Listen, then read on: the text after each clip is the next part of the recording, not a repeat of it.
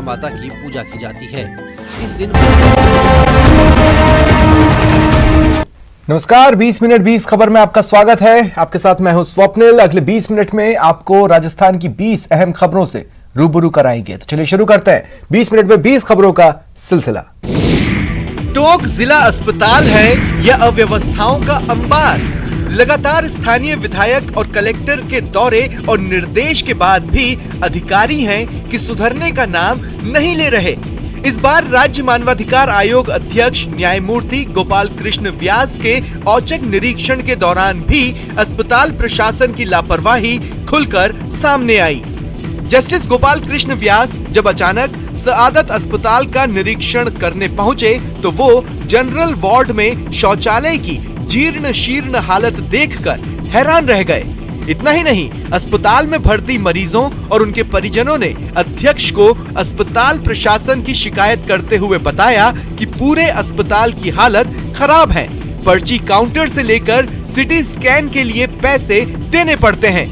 इन अव्यवस्थाओं को देख जस्टिस व्यास ने वहां मौजूद अधिकारियों की क्लास लगाई और पीएमओ बीएल मीना को 3 दिन में शौचालय को दुरुस्त करने और दूसरी व्यवस्थाएं भी ठीक करने के निर्देश दिए। एक तो बात हुई कि वो समस्या बहुत गंभीर समस्या है, मैंने अपनी आंखों से देखी है और अभी निर्देश भी दिए प्रशासन को और हमने इसका कॉन्फिडेंस लेकर के जो भी कार्रवाई मानवाधिकार है उसे हम करेंगे और तुरंत करेंगे और कल ही करेंगे।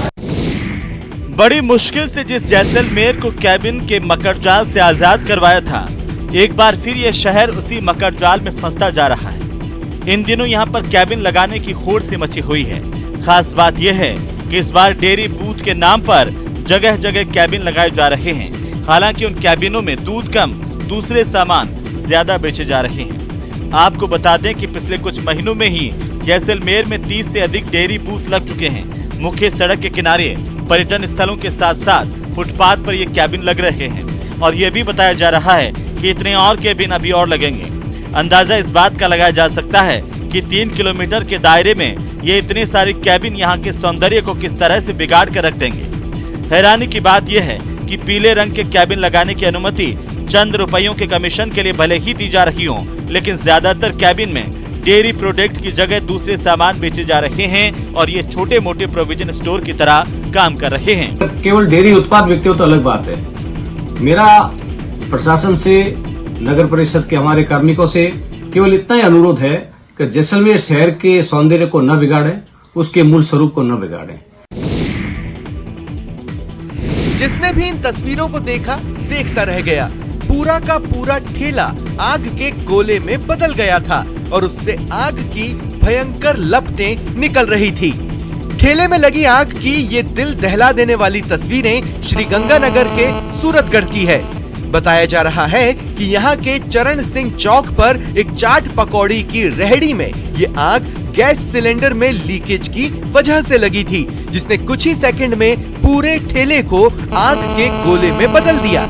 इन तस्वीरों में आप देख सकते हैं कि किस तरह से रेहड़ी धू धू कर जल रही है और किसी की हिम्मत नहीं हो रही इसके पास जाकर इसे बुझाने की। इस आग की वजह से आसपास के इलाके में हड़कंप मच गया था और वहां मौजूद लोग दूर से ही बस तस्वीरें देखने को मजबूर थे।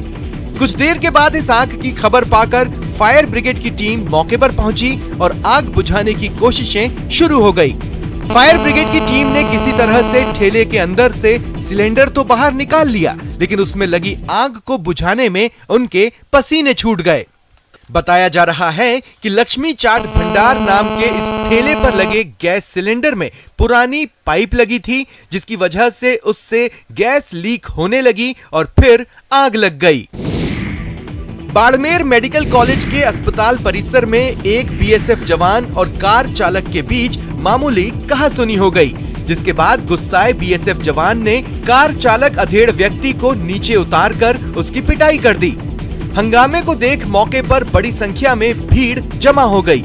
जैसा कि आप टीवी स्क्रीन पर देख सकते हैं कैसे बीएसएफ जवान एक गाड़ी चालक को नीचे उतारकर उसके गालों पर चटाक से तमाचा जड़ देता है।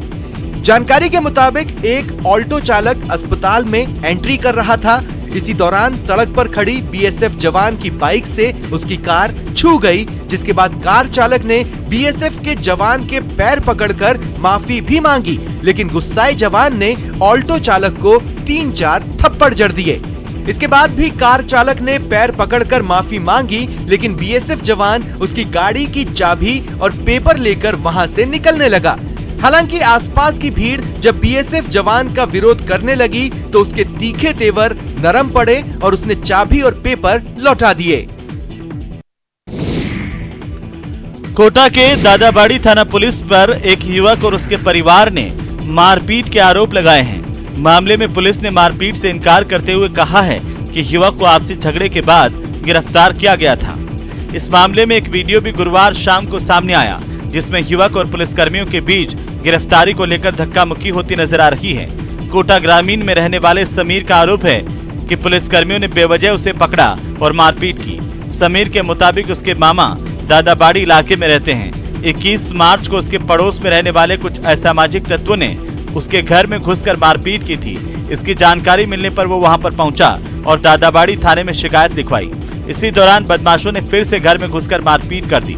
समीर का कहना है कि उसने जब पुलिसकर्मियों को इस बारे में जानकारी दी तो पुलिसकर्मियों ने कोई कार्रवाई नहीं की। जब मामा के घर वापस पहुंचा तो कुछ देर बाद पुलिस वहां पर आई और उसे ही पकड़ लिया।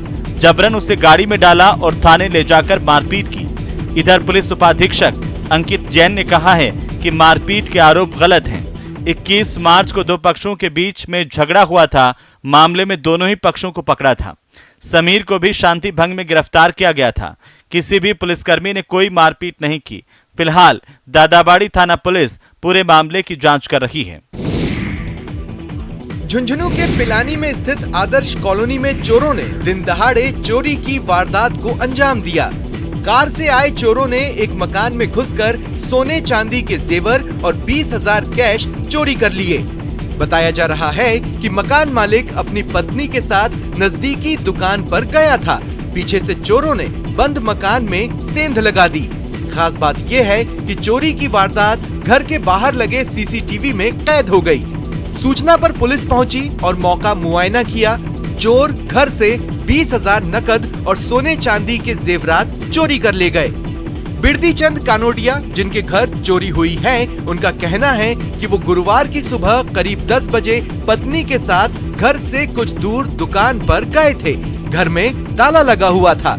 इसके बाद हरियाणा नंबर की एक कार में 4 लोग आए और घर का ताला तोड़कर अंदर घुसे।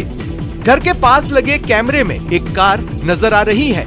इस कार में से 3-4 लोग उतरते हैं और वारदात को अंजाम देते हैं। कार में 2 लोग बाहर बैठे हुए हैं, 2 लोग अंदर चोरी की वारदात को अंजाम दे रहे हैं और फिर चोरी के बाद कार से मौके से फरार हो गए। अलवर के बानसूर के नांगल लाखा में हाईकोर्ट के आदेश के बाद 1100 बीघा जमीन पर लगी लाखों रुपए की फसल पर बानसूर प्रशासन ने बुलडोजर चला दिया है। यहाँ जेसीबी मशीन की सहायता से अतिक्रमण हटाने की कार्रवाई की गई और सरकारी भूमि पर लगी सरसों और गेहूं की फसल को जमींदोज कर दिया गया। इस कार्रवाई के दौरान किसी तरह का हंगामा न हो, इसके लिए मौके पर 4 तहसीलों के उपखंड अधिकारी समेत बड़ी संख्या में पुलिस वालों को तैनात किया गया था। इस दौरान बानसूर, किशनगढ़, राजगढ़, नारायणपुर के उपखंड अधिकारी नांगल लाखा पहुंचे थे, जहां 1100 बीघा जमीन से 5 जेसीबी और 10 ट्रैक्टरों की सहायता से खड़ी फसल को नष्ट किया गया। बानसूर उपखंड अधिकारी राकेश मीणा ने बताया कि गांव नांगल लाखा में हाईकोर्ट के आदेश के बाद ही 1100 बीघा सरकारी भूमि पर से अतिक्रमण हटाया गया है। माननीय हाईकोर्ट के आदेश अनुसार आज जो मौके पर जो भी भूमि फसल है जो खड़ी है और जो कट के खेतों में पड़ी है उसको खुरदबुर्द किया जा रहा है, जिसमें पूरा आरएससी का जाब्ता है। चूरू में कोर्ट से घर लौट रहे एक पार्षद और उसके बेटे पर रास्ते में गाड़ी में आए 5-6 लोगों ने सरिये से हमला कर दिया। साथ ही पार्षद के पैर के ऊपर गाड़ी भी चढ़ा दी। इसकी वजह से वो घायल हो गए और इस वक्त उनकी हालत गंभीर बनी हुई है। इस हमले में पार्षद के बेटे को भी सिर में चोट आई है। घटना की सूचना मिलने पर डीएसपी मौके पर पहुंचे और मौके पर मौजूद लोगों की मदद से घायल पिता पुत्र को गंभीर हालत में राजकीय डीबी अस्पताल में भर्ती कराया गया। बताया जा रहा है कि कांग्रेस पार्षद मोहम्मद अली और मोहम्मद रफीक गुरुवार दोपहर कोर्ट से घर लौट रहे थे। तभी जीण माता मंदिर के पास गाड़ी में सवार होकर आए कुछ लोगों ने उन पर सरिये से हमला कर दिया, जिससे दोनों घायल हो गए। रोड के ऊपर मार का हाथ तोड़ दिया और एक मार का उसका हाथ तोड़ दिया। कौन आया? दो सरिये मेरे भी लगे पीछे। मैं वो थी, खुद था, अभी की औरत थी और अभी के 3 बेटे थे, इकराम, सिकंदर। अलवर नगर परिषद में कमिश्नर की कुर्सी खाली होने की वजह से वार्ड नंबर 11 के पार्षद देवेंद्र रसगनिया खुद का खाना लेकर नगर परिषद में विरोध जताने के लिए धरने पर बैठ गए। इस धरने को लेकर पार्षद का कहना है कि इन दिनों अलवर की नगर परिषद अनाथ है और प्रदेश की सरकार इसे चलाने में फेल है। कमिश्नर की कुर्सी खाली होने की वजह से संविदा कर्मियों को मानदेय नहीं मिल रहा, साथ ही सफाई ठेकेदारों को भुगतान भी नहीं हो रहा है। इन सब की वजह से होने वाली परेशानी को दूर करने के लिए वो मजबूरी में नगर परिषद के सामने धरने पर बैठे हैं। पार्षद देवेंद्र रसगनिया ने ये भी कहा कि वो रोजाना धरने पर आकर बैठेंगे। उनके अलवर के लोगों ने बड़े अरमानों से पार्षदों को चुना था, लेकिन वही लोग सरकार का मुंह ताक रहे हैं। ऐसे में अगर नगर परिषद की कुर्सी खाली है और शहर में कामकाज ठप हो गए हैं, सफाई नहीं हो रही है, तो फिर उनका पार्षद रहने से क्या फायदा? कांग्रेस सरकार कमिश्नर लगा नहीं रही। अब आप सारे कमिश्नर की वजह से सारे कार्य रुके हुए हैं। देश के 5 राज्यों में से 4 राज्यों में भाजपा की जीत के बाद अब राजस्थान में भी बुलडोजर ने दस्तक दे दी है। दरअसल जब बीजेपी प्रदेश अध्यक्ष सतीश पूनिया टोंक पहुंचे तो जिला अध्यक्ष राजेंद्र पराणा ने स्वागत के दौरान उन्हें बुलडोजर भेंट किया। ये देखकर पूरा सभागार तालियों की गड़गड़ाहट से गूंज उठा। बीजेपी प्रदेश अध्यक्ष सतीश पूनिया ने बाद में अपने संबोधन के दौरान भी इस बुलडोजर का जिक्र किया और कहा कि अब यूपी के बाद बुलडोजर की बारी राजस्थान में आने वाली है। प्रधानमंत्री नरेंद्र मोदी जैसे सशक्त नेतृत्व है, उनका नाम और काम ही हमारा चेहरा है। हम लोग पार्टी के आलाकमान से, संसदीय दल के अनुशासन से बंधे हैं। हमारी कोशिश है और हम सफल भी होंगे कि 2023 में कांग्रेस को सत्ता से बाहर करें और बहुमत के साथ भारतीय जनता पार्टी को काबिज करें। आपको बता दें कि बीजेपी संगठनात्मक बैठक के दौरान प्रदेश अध्यक्ष सतीश पूनिया 1 दिवसीय दौरे पर टोंक आए थे, जहां उन्होंने शहीद हेमू कालानी की प्रतिमा पर माल्यार्पण किया। इसके बाद बीजेपी कार्यकर्ताओं ने उनका स्वागत किया। इस दौरान प्रदेश अध्यक्ष पूनिया ने कांग्रेस पर बड़ा हमला बोला और कहा कि इस बार राजस्थान की कांग्रेस ऑटो में बैठने के लायक भी नहीं रहेगी। जिस तरह से देश के 5 राज्यों में से 4 राज्यों में ऐतिहासिक जीत दर्ज कर सरकार बनी है, उसके बाद से आने वाले 2023 और 2024 के चुनाव में ऐतिहासिक जीत हासिल करेंगे। भविष्य में पानी की किल्लत से लोग परेशान न हो, इसके लिए श्री गंगानगर के सूरतगढ़ में अभी से केंद्र सरकार ने सर्वे का काम शुरू कर दिया है। इसके तहत केंद्रीय भूमि जल बोर्ड, जल शक्ति मंत्रालय और CSIR NGRI हैदराबाद की ओर से हेलीकॉप्टर के जरिए हेलीबोर्न सर्वे करवाया जा रहा है। इस अभियान के पहले चरण में हेलीकॉप्टर एक AC लूप मशीन लेकर गुरुशरण छाबड़ा राजकीय महाविद्यालय के खेल मैदान में पहुंचा। इसके साथ ही हैदराबाद से वैज्ञानिकों की एक टीम भी सूरतगढ़ पहुंची है। आपको बता दें कि हेलीकॉप्टर में लगी ऐसी लूप मशीन जमीन के 500 मीटर नीचे तक का सर्वे कर सकती है। बताया जा रहा है कि अगले 1 सप्ताह तक रोजाना इस तरह से हेलीकॉप्टर इन ऐसी लूप मशीन के जरिए पानी की तलाश के लिए सर्वे का काम करेगी। इसके लिए हेलीकॉप्टर में 2 पायलट होंगे। वैज्ञानिकों की टीम को यहाँ जो कुछ रिपोर्ट मिलेगी उसी की जानकारी जल शक्ति मंत्रालय भारत सरकार को भेजेगा। आपको बता दें कि 2020 में केंद्रीय भूमि जल बोर्ड, जल शक्ति मंत्रालय और CSIR NGRI हैदराबाद के साथ 5 राज्यों की डील हुई थी, जिसके तहत हेलीकॉप्टर के जरिए जमीन के नीचे पानी की तलाश की जाएगी। उन 5 राज्यों में राजस्थान भी शामिल है। श्रीगंगानगर में नहरों के जरिए पंजाब से आ रहे दूषित पानी से होने वाली जानलेवा बीमारियां और जल संकट से उबरने के लिए एक ट्रस्ट की ओर से खास मुहिम की शुरुआत की जा रही है। ट्रस्ट की ओर से गरीब और जरूरतमंद लोगों के घरों में बरसाती पानी इकट्ठा करने के लिए फ्री में डिग्गियां बनाई जाएंगी। घरों में बनने जा रही इन डिग्गियों में बरसाती पानी को सुरक्षित तरीके से इकट्ठा कर साल भर पेयजल के रूप में काम लिया जा सकेगा, जिससे आम जन को शुद्ध पेयजल घर में ही उपलब्ध हो सकेगा। वहीं पेयजल संकट का भी सामना नहीं करना पड़ेगा। श्री गंगानगर के सुंबल ट्रस्ट के संचालक कृष्ण सारन मदेरा ने बताया कि इस ट्रस्ट के जरिए वे समाज में पुराने जमाने में बुजुर्गों की ओर से बरसाती पानी इकट्ठा कर इसे उपयोग में लेने की परंपरा को लेकर जागरूकता लाना चाहते हैं, ताकि लोग पेयजल के संकट से परेशान भी ना हो और उन्हें पंजाब से आ रहे जहरीले पानी की वजह से हो रही कैंसर जैसी महामारी का सामना भी ना करना पड़े। इस ट्रस्ट की ओर से 50 लाख रुपए की लागत से लगभग 200 घरों में बरसाती पानी को इकट्ठा करने के लिए डिग्गियां बनाई जाएंगी।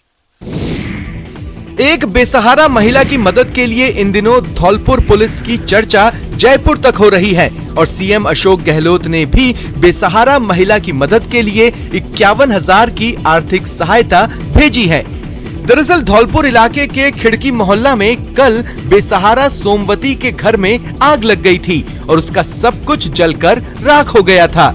इस महिला के घर का वीडियो वायरल होने के बाद पुलिस वालों ने उनकी मदद की, जिसकी चारों तरफ तारीफ होने लगी और फिर सीएम अशोक गहलोत ने सोमवती के लिए सीएम सहायता कोष से 51,000 की आर्थिक सहायता भेज दी। इसके बाद धौलपुर के एसपी शिवराज मीणा पीड़ित महिला के घर पहुंचे और उन्होंने उसे शॉल उड़ाकर मुख्यमंत्री सहायता कोष से दी जाने वाली राशि के बारे में जानकारी दी। इस पर महिला भावुक हो गई, जिसके बाद एसपी शिवराज मीणा ने वृद्ध महिला को ढाढ़स बंधाया और भविष्य में पुलिस की ओर से उसके लिए हर संभव मदद किए जाने का भी भरोसा दिलाया। और इसके लिए मैं मेरे जिले के सभी जवान और अधिकारियों को ये बताना चाहूँगा कि ऐसी कहीं भी वो मिले तो कानूनी सहायता तो हमें करते ही हैं, लेकिन उससे हटकर कुछ जो एक्चुअल में जो जरूरतमंद है उनकी जो वास्तविक जरूरत है उसकी पूर्ति कराने के लिए हमें प्रयास करता रहना चाहिए।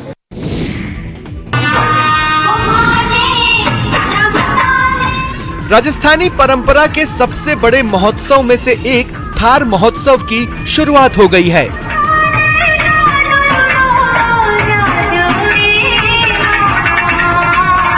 बाड़मेर में थार महोत्सव की शुरुआत बाइकर्स रैली के साथ हुई। आज सुबह 7:30 बजे महावीर टाउन हॉल से निकली बाइकर्स रैली का किराड़ू में जबरदस्त स्वागत किया गया। खास बात यह है कि किराड़ू में 8:30 बजे हेरिटेज वॉक का भी आयोजन किया गया, जिसके बाद 10 बजे रेडाना रण पर घुड़दौड़ और पैरासेलिंग जैसे कार्यक्रमों का आयोजन किया गया। बाड़मेर में जो थार महोत्सव हो रहा है, ये बहुत टाइम बाद वापस इतने बड़े लेवल पर वापस स्टार्ट हो रहा है और कोरोना के बाद में हम सब भी चाहते थे कि इस तरह का कोई बहुत बड़ा आयोजन हो, जो भी बाइक चलाने में और उसमें हर साल होना चाहिए। एक्साइटमेंट था जिस दिन से इस का आयोजन का आगाज हुआ, उसी दिन से हमने तैयारियां शुरू कर दी। हमें इस सारे प्रोग्राम में पार्टिसिपेट करना है। आज बहुत अच्छा लगा यहाँ आकर, फर्स्ट टाइम मैं केराडू आया हूँ, बहुत अच्छा लग रहा है, बहुत अच्छी जगह है यहाँ पे। एक खास मकसद से साइकिल पर सवार होकर देश भर की यात्रा पर निकले ये हैं दिलीप भरत मलिक।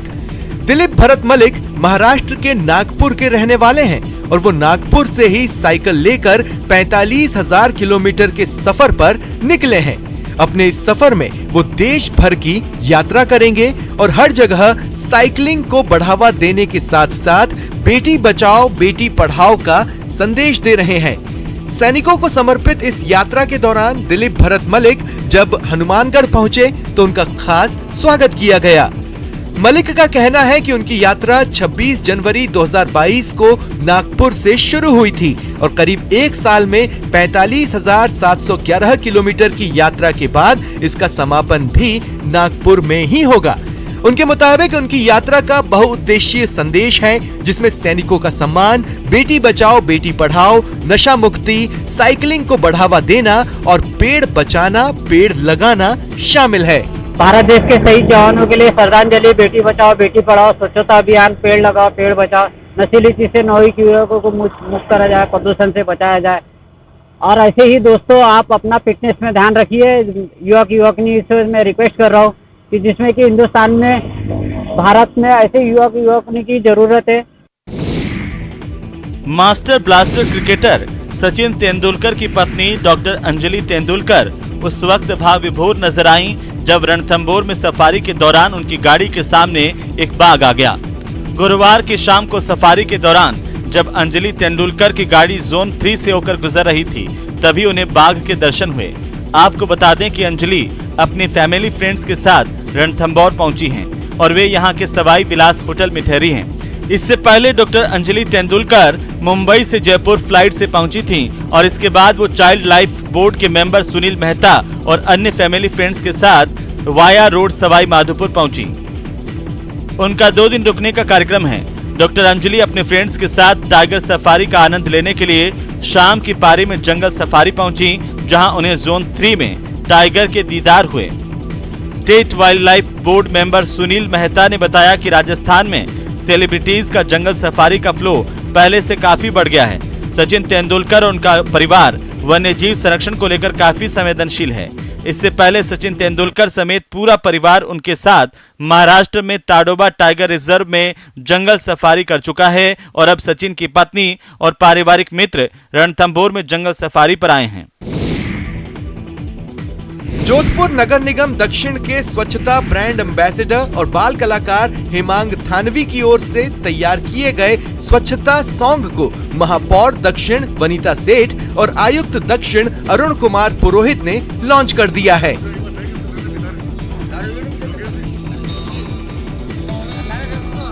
स्वच्छता सर्वेक्षण 2022 की तैयारी में जुटे नगर निगम की ओर से आम जन को जागरूक करने के लिए निगम ने अलग अलग क्षेत्रों में बेहतर काम करने वालों को स्वच्छता ब्रांड एम्बेसडर बनाया है।